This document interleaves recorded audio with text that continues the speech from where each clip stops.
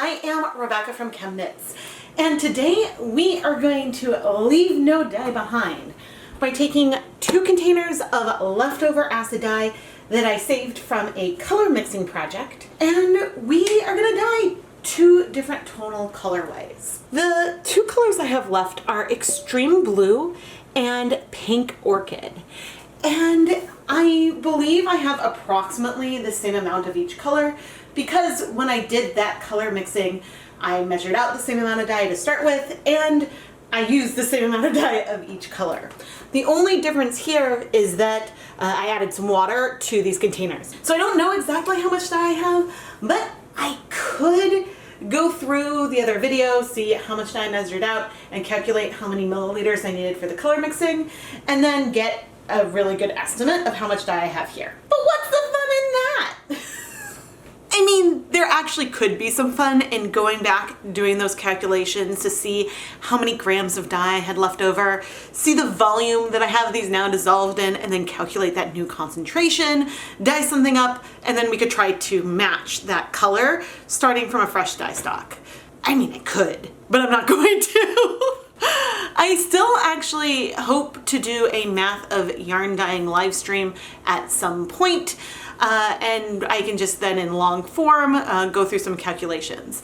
My plan is to use my husband's either whiteboard or his tablet that he used when he was teaching remote. So I need his classes to start up again before I can do that. But that is still definitely on my list of things I'd like to do. So while I have your attention talking about math, make sure that you are subscribed to the ChemKnits Tutorials YouTube channel and turn on notifications so you don't miss a new video, and you can be notified when I do a live stream, because sometimes I plan things in advance, other times I hop on live last minute and you don't want to miss it.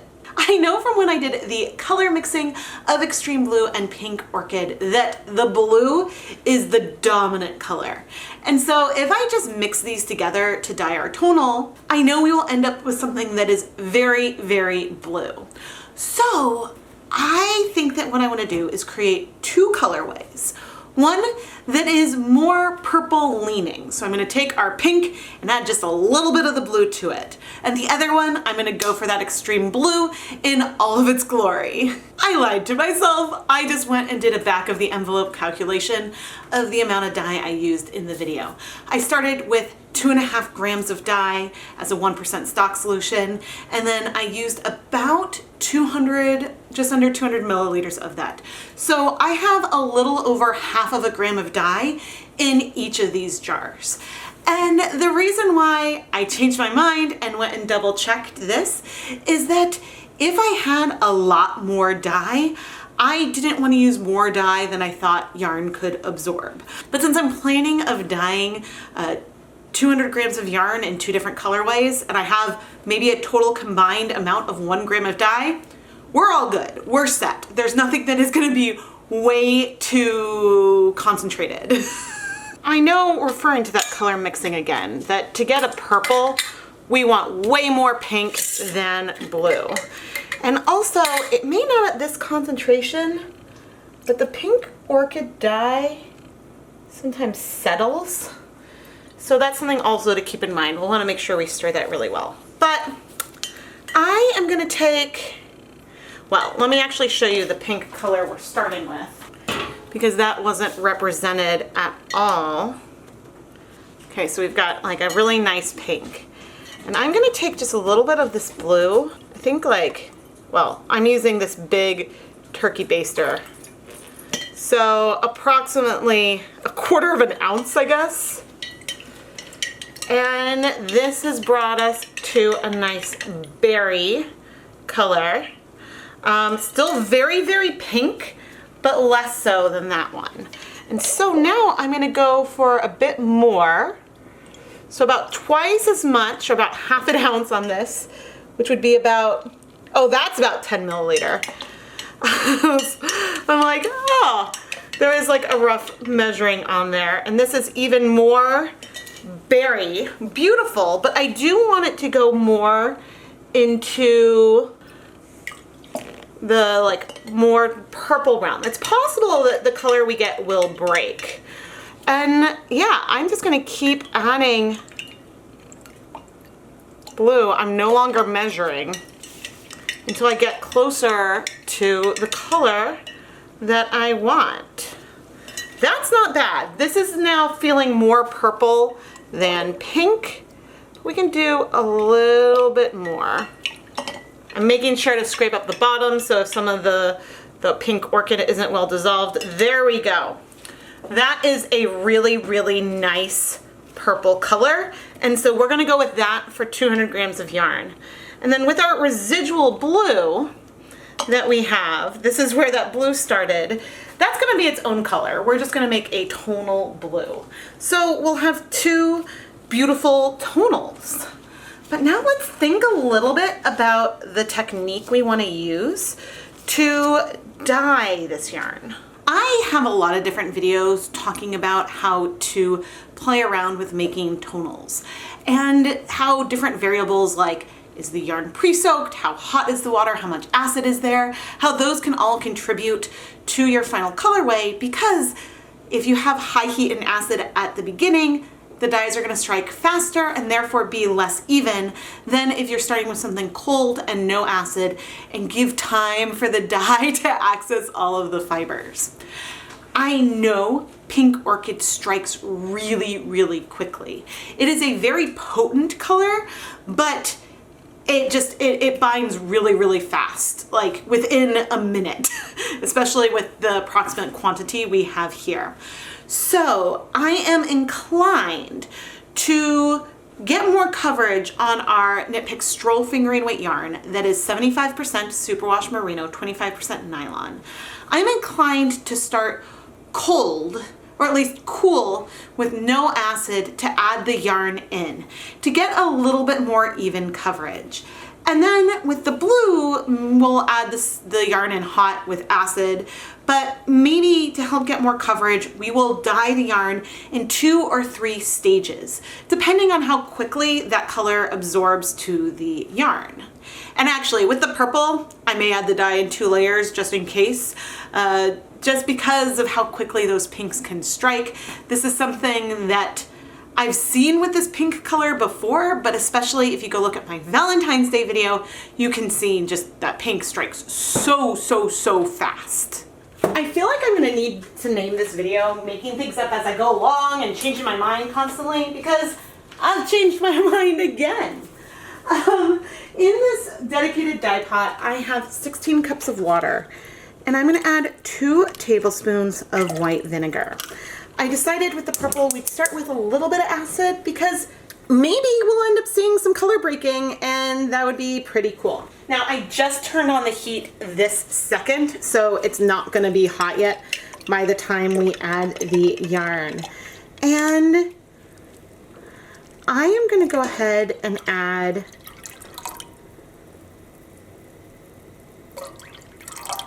approximately half of that purple color that we mixed. And I'm stirring with a plastic spoon because I know we are not hot yet. And now I am coming in with our yarn and adding it to help me get a feel and get at least some coverage to all the yarn. I don't really want huge white patches, and I can say I see that some of this color is still striking incredibly. Oh, yep, we are cold, not very much acid in here, and almost all of that color has absorbed. So I'm glad I listened to my gut. I am going to quickly remove the yarn, remove some of that liquid. I'm going to set it aside briefly, and we are going to add the rest of this color. And I do see it looks like there's a little bit of pink particulates at the bottom. I'm going to rinse this out and add it back to the pot, or at least most of it.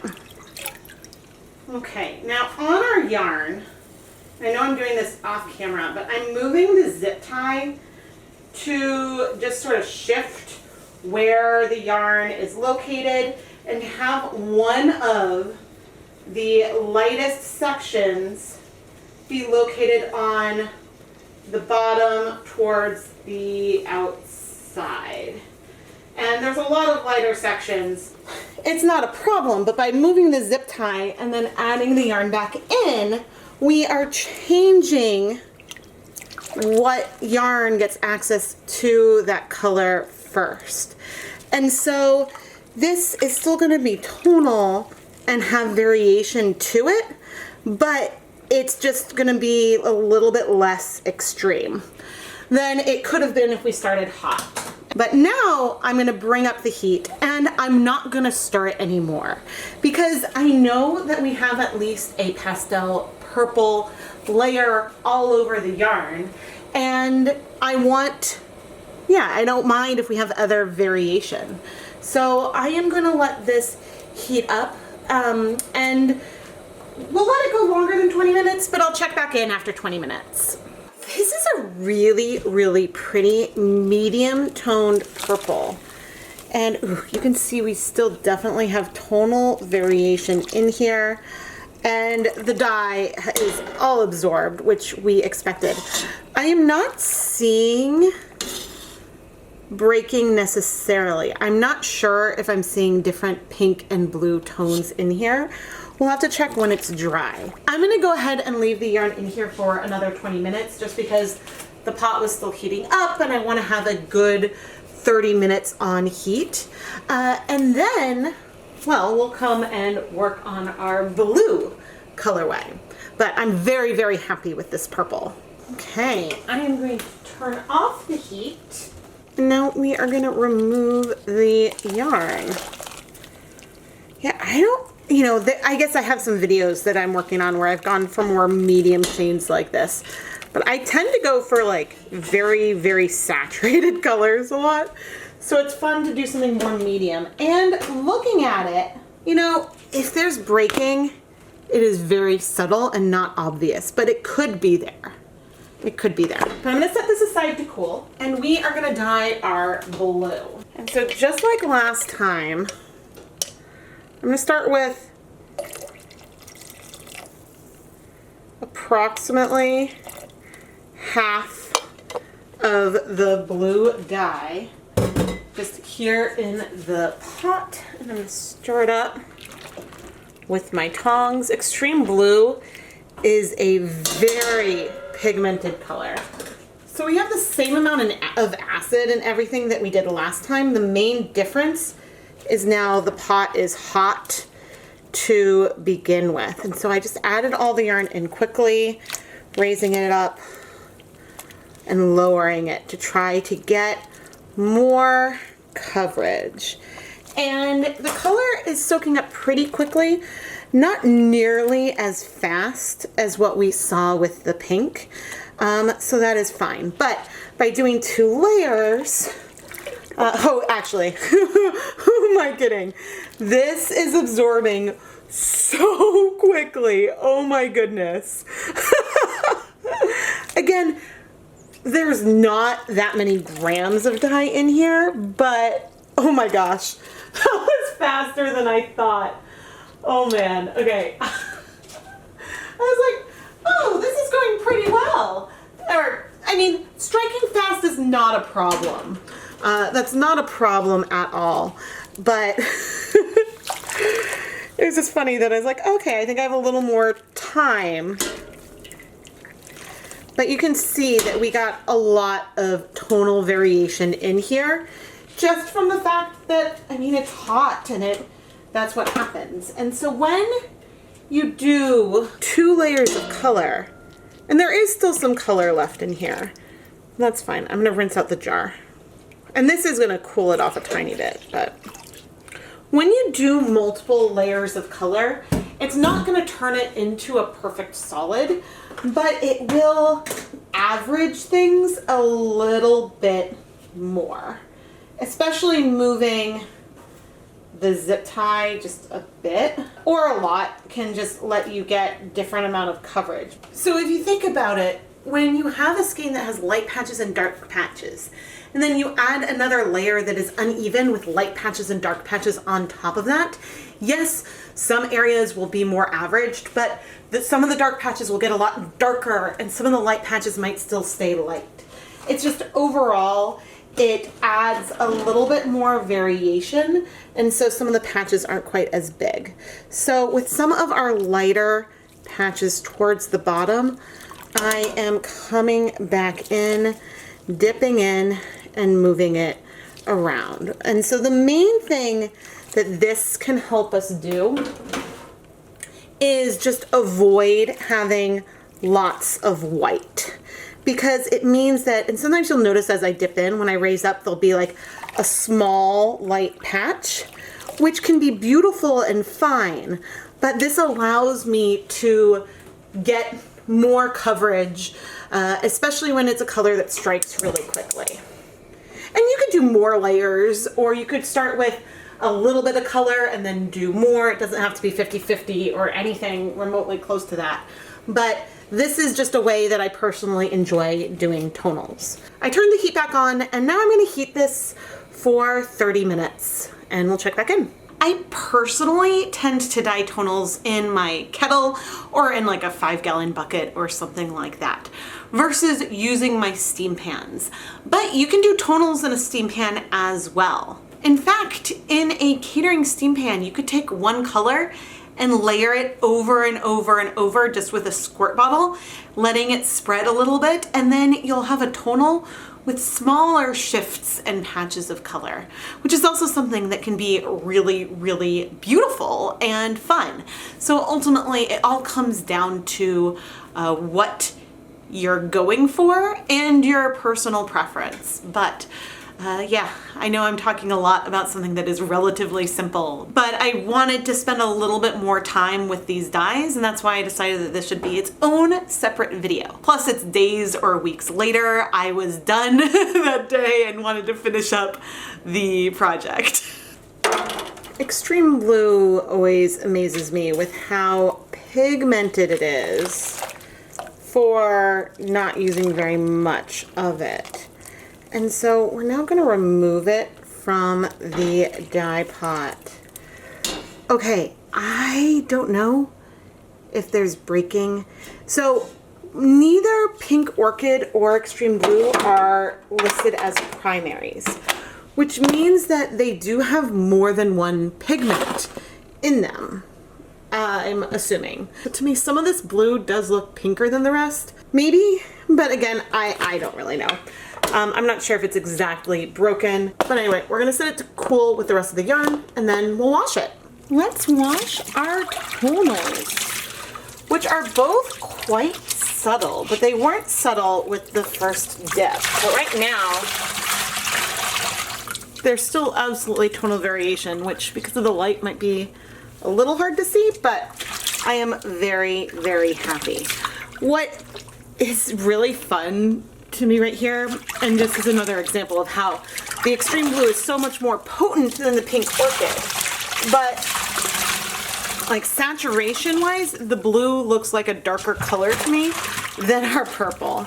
And we put a lot of the blue, or some of the blue, into the purple. So I just think that that's funny. And so this is just, I guess, another little reminder as I add some dish soap to our yarn.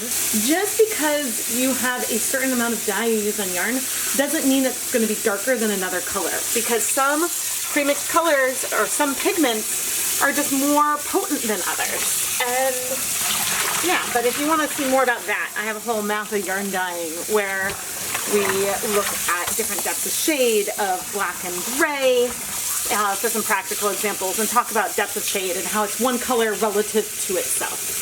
But anyway, I'm not seeing any bleeding here at all, which is wonderful. So I'm going to finish rinsing out the soap, put the yarn through my spin dryer, and hang it up to dry. I am really, really glad I decided to create two different colors versus combining the dye or just going with the blue and pink separately. Because of the color mixing video, I knew that at a 1-to-1 proportion, these two colors would have just been very, very blue, which would have been beautiful, but I wanted to create two colors here. I knew that there was plenty of dye to dye multiple skeins, and so I'm really happy where we ended up. That we have both this very pink leaning purple and also a nice tonal medium blue. Both of the colorways are fairly tonal. We have some pastel regions and regions that are more saturated in a very nice way. It's not the most extreme, but I don't know, I just really like it. And this is more about, I guess, the color. I don't know, I just really like it. Man, part of this purple, especially when I was twisting it up, feels almost glazed. There's just something about it that feels soft and shallow that is really, really fun. The blue is really, really pretty, but I don't get that same shallow feel from it. Looking at the colors, I know what pink orchid looks like, how bright of a pink that is. I mean, even when it's more pastel, it is very, very pink. So in comparison of that random skein I just showed you very, very briefly, this is a purple. But if you were just to give that to me in a vacuum, I'd be like, oh, it's sort of a purplish pink. It does feel very, very pink, especially as someone who likes there to be a lot of blue in their purples. But yeah, it's way more purple than the color that I started with. I am Rebecca from ChemKnits, and I really hope you enjoyed this leftover dye video. Sometimes I might just throw this into the other video that I'm filming and do something really quick with the dye. But I knew I had enough dye here today that I wanted to save it for something. Even though it had mostly an unknown concentration, which, I mean, I could have back of the envelope calculated approximately the concentration. I did figure out approximately how much dye we had. But yeah, you can save leftovers. You don't have to quickly use them up to just finish it. You can save it, even if it's not a 1% stock solution, to use for something else later on and do some mixing by feel to get the colors that you want to create. What I am happy with is that the depth of these two colors does feel very, very similar. I'm not sure if there's enough contrast that means that they would work like awesome together. These colors feel really, really similar in their saturation, and I think they look really good together. I wouldn't necessarily use these two colors for stripes just because there's not a lot of contrast between them, but I think that with another color as well, that these could be incorporated into a project really, really well. Like, say, if you were going to use black and these two colors and alternate black in between them, I think that that would be really, really pretty. And I mean, the two of them together in stripes would be really, really pretty. It's just not a lot of contrast. But anyway, I am Rebecca from ChemKnits, and please subscribe, turn on notifications, leave a comment below. Engaging with the channel and my videos is the biggest way you can help support the content here. I do have a Patreon. Go to patreon.com/ChemKnits, and I also have an Etsy shop, ChemKnits Creations. You'll find links to both down in the video description, and so these are other great ways that you can help support more yarn dyeing content, because I gotta tell you, there's a lot more yarn for me to dye and a lot of videos that I want to create. Thank you so much for watching.